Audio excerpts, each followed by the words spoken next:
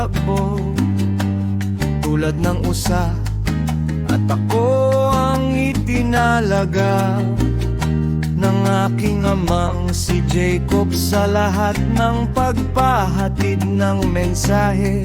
At tulad ng isang usa ay ibinigay niya sa akin ang kanyang pagpapala.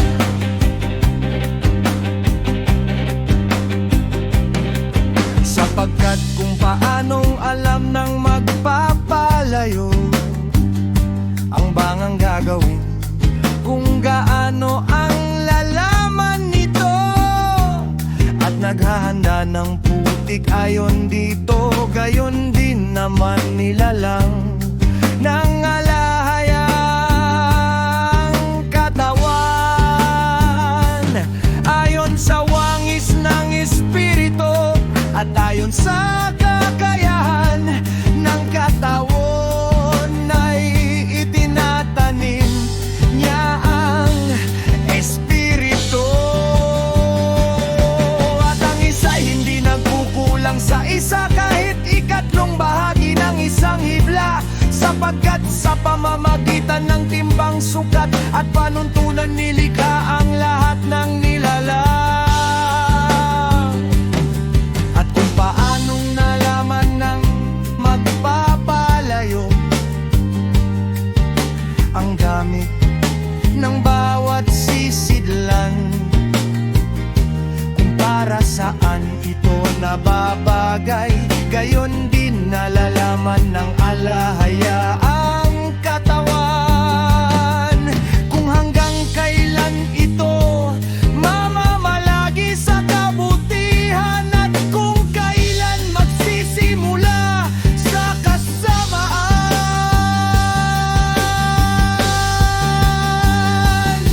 Sapagkat walang hilig o pag-iisip na hindi nalalaman ng alahayang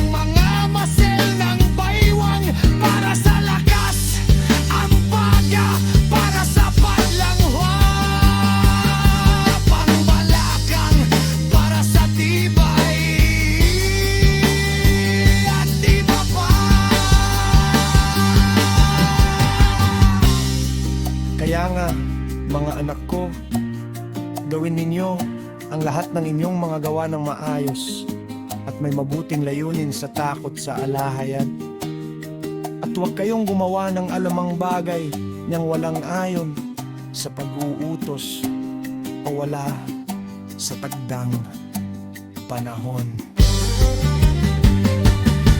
Sapagkat kung iuutos mo